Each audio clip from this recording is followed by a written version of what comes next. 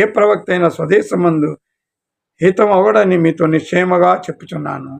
ఏ ప్రవక్త కూడా స్వదేశంలో ఆయన ఘనత పొందడని చెప్తున్నాడు అనమాట. యేసు ప్రభు ఈ మందిరంలో చెప్పాడు, రాబో ఉన్న మస్సయ్య కూడా అతనే. యూదులు వాళ్ళని ఆయన అంగీకరించట్లేదు, ఎందుకంటే ఆయన కరెక్ట్ చెప్పిన అంగీకరించలేదు. ఎందుకంటే వీళ్ళు ఎవరో వచ్చి వీళ్ళని ఉద్ధరించేస్తారని వెయిట్ చేస్తున్నారు. అయితే చాలా విశేషం ఏంటంటే ప్రకటన 1:18 ఆయన మేఘారూఢుడై వచ్చి సకల గోత్రములు చూసి రొమ్ము కొట్టుకుంటారు, ఆయన పొడిచిన వారు కూడా ఆయన్ని చూస్తారట.